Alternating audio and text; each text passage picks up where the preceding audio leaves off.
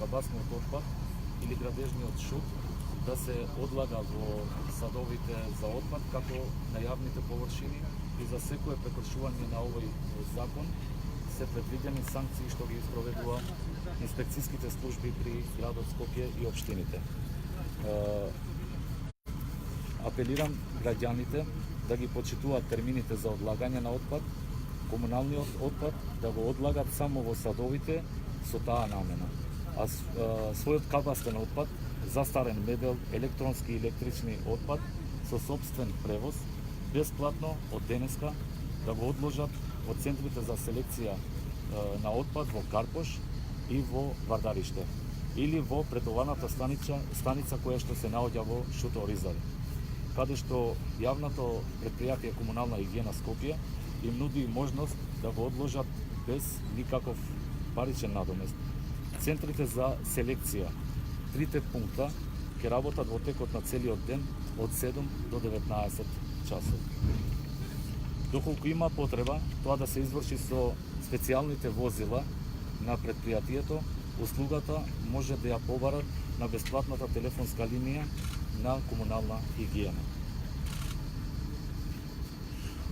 Të nderuar qytetarë të Shkupit, të nderuar përfaqësues të mediumeve, me kapacitetet dhe resurset të cilat disponon higjiena komunale Shkup, gjatë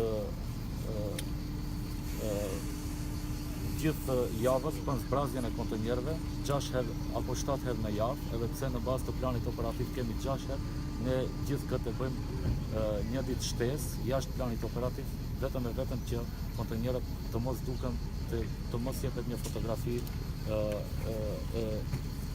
jo e mirë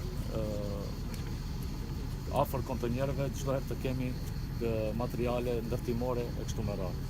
Dua të informoj qytetarët e qytetit të Shkupit se higjiena komunale nga sot, domethënë pa pagesë, do të bën çdo qytetar vullnetarisht apo edhe nëse don edhe me pagesë, ka të drejtën në 3 qendrat që disponojmë ne si higienë komunale, në qendrën për selektim në Karposh, në Vardarishte dhe në qendrën për mbi ngarkesë në Shuto Orizar, mund ta bën domethënë të deponon të mbetjen gjithçka që është e vjetruar, që të mos e lën afër kontenjerëve, por këtë mund ta bëjnë pa pagesë në qendrat tona. Ata të cilët nuk kanë mundësi që ta bëjnë që vetë ta binë deri tek qendrat tona, mund të lemrohen tek numri jon pa pagesë në higjienën komunale dhe atë të njëjtën, domethënë në bazë të ligjit, është një pagesë simbolike të cilën presim që të ndryshojmë edhe shprehit, por edhe fotografitë që për çdo ditë i kemi dhe i hasim në afërsi të kontenjerëve. Сега би предлагал и Мирослав, кој што е веќе со ова ние најавуваме и драстични. Почитувани медиуми, како Градскиот инспекторат започнува со реорганизација на самиот инспекторат. Веќе сме во координација со општинските инспекторати, каде што ќе ги здружиме капацитетите, општинските капацитети со градските капацитети и во иднина ќе бидат зголемени контролите во однос на отпадот што се создава во градот. Во координација сме исто и со екопатрола од Комунална хигиена, каде што ни се предочени сите црни точки, да речем, односно диви сметлишта, и во наредниот период инспекторите ќе имаат на располагање два дронови, каде што ќе биде снимана, да не речем секојдневно, состојбата на терен. Обезбедуваме простор за граѓаните каде може да го одложат својот отпад и апелираме секои нерегуларности воочени од граѓаните да бидат пријавени до Градскиот инспекторат. Градскиот инспекторат е алатка на граѓаните и со самото тоа сите права што им следуваат на граѓаните ќе можат да ги остваруваат. Исто така ги ослободуваме и велосипедските патеки за велосипедите, пешачките патеки за пешаците. Наредниот следува интензивен период каде што ќе бидат превземени сите мерки градот да заличи на една светска метропола и да биде секако што треба. Колку ќе бидат казните? Казните се пропишани со закон и тука ние постапуваме согласно законите. Колку инспектори ќе бидат на терен? Колку инспектори има во град Скопје? Како што кажав, вкупно инспектори по разни инспекторати се околу 60, околу 57. Меѓутоа комунални инспектори имаме 10.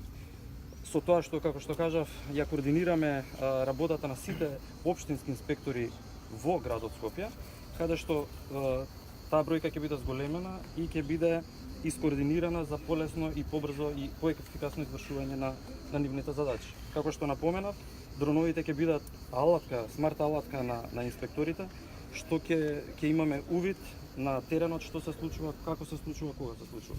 Наведовте дека ќе ослободувате велосипедските патеки за пешаците.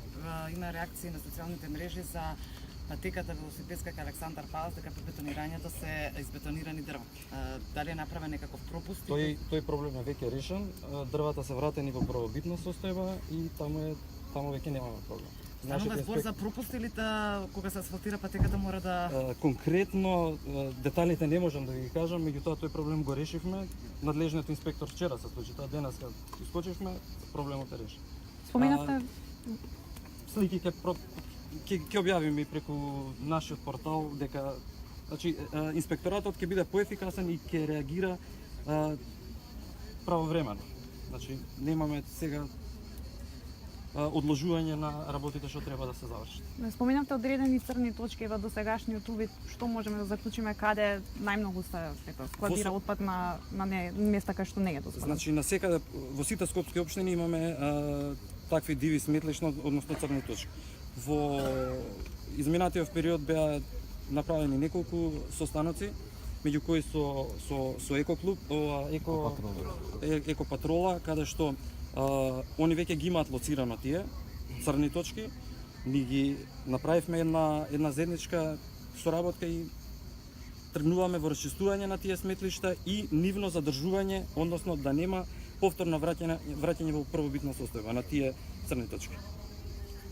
За директорот едно прашање. На 20 јуни министерот за здравство Филипче објави дека комунална хигиена ќе го изчисти клинички центар додека се реши проблемот со компанијата која што е поништен тендерот. Но пред неколку дена бевме сведоци на ситуацијата каде што студенти од Холандија го чистеа клинички центар. Како го коментирате тоа? Значи, бидејќи тоа е реален проблем, ние од време на време имавме некои адхок акции заедно со другите предпријатија и чистевме во клинички, значи без, иако не е наша обврска тоа. Случувајќи ги разговорите кои што ги имавме и со министерот и со државниот секретар и со директорката на заеднички служби при клинички центар, констатиравме дека мора да се најде решение за клинички центар, бидејќи во интерес на пациентите и во интерес на граѓаните на градот Скопје, ние неколку пати, значи самоволно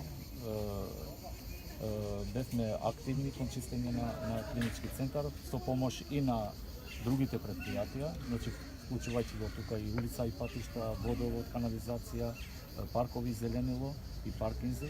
Меѓутоа таму треба да се чисти секој ден. Значи ние можеме да имаме акции еднаш неделно или месечно, меѓутоа не е наша обврска. Тие досега, откако јас сум дојден во ова предпријатие, значи цели 6 месеци, од време на време ние имаме такви акции. Меѓутоа, оние треба да си го најдат решението.